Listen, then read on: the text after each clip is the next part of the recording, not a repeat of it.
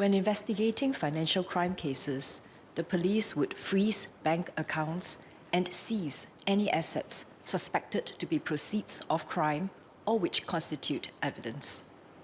The police do their best to ascertain the ownership of the seized property by examining bank transaction records. The seized property may often be needed for continuing investigations or subsequent court proceedings.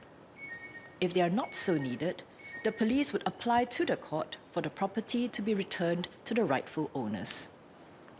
Where the persons entitled to the seized property cannot be ascertained or found, the police would publish a notice in the Government Gazette to request for persons to establish their claim to the property within 6 months. The seized property would only be forfeited to the state if no one establishes a claim after the 6-month notice period. It is operationally challenging to apportion and thus track the amount of scam proceeds returned to victims or forfeited to the state. This is because seized proceeds could be commingled with other non-scam related activities, such as cases involving unlicensed money lending proceeds. Seized proceeds may also not directly correlated to crime committed in that same year. It would also be resource intensive given the high volume of scam cases. The MHA will explore the feasibility of tracking these amounts in the longer term.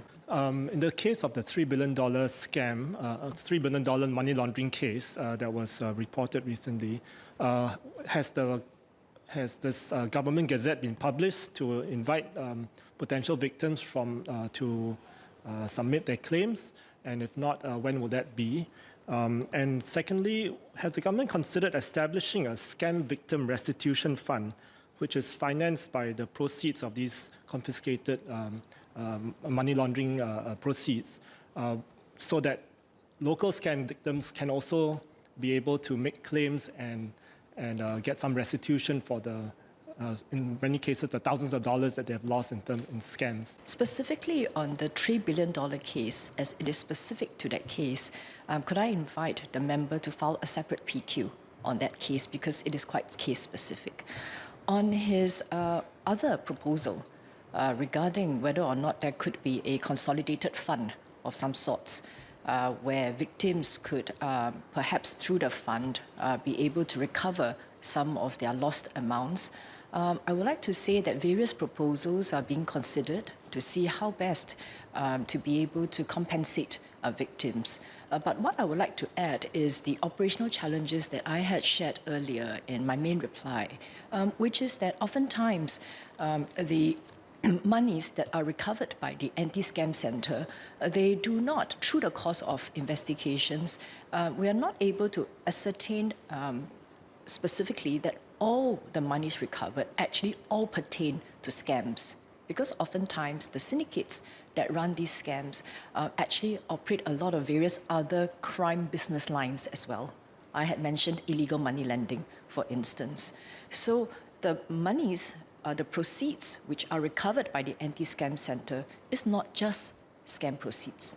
There could be other proceeds that pertain to other forms of crime, and therefore there are other victims who may also similarly feel that they have a claim to those proceeds. So that's the first point I'd like to make.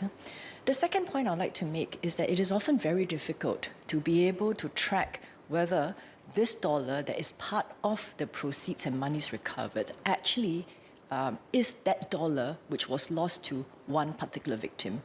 And that's because of the commingling of funds, which I think people who understand the scam landscape know that this commingling, and in the cases where cryptocurrency is involved because of the use of cryptocurrency tumblers and mixers, is often very, very difficult to ascertain that dollar recovered, who and from which victim that dollar has actually been scammed from. And as a result of that, it is thus going to be very difficult for us to be able to say, when you have a consolidated fund, which victim actually has a right to the monies that have been recovered. The last point I'd like to add is that, as you can tell from the latest numbers, total losses are $1.1 billion this year. Monies recovered this year are $182 million. It is a fraction of the total amounts of monies lost. So there are going to be far more claimants for the monies than there are actually proceeds in the monies that are recovered. So at the end of the day, victims, if they ever are to be able to recover some portion of their monies, it's going to be a tiny fraction of what they lost in the first place. The very last point I'd like to add is that we should also be concerned about how scammers, if they know that we have such a consolidated fund, how they may try to pivot and see how they could potentially entice other types of mules to participate in scam activities and potentially then try to recover the monies from this scam recovery funds. So I'm just trying to share with you that there are various difficulties and concerns that we have. But at the end of the day, principle-wise, I agree with you that we should do our very best to be able to find some way of recovering proceeds and, of course, compensating victims. Thank you.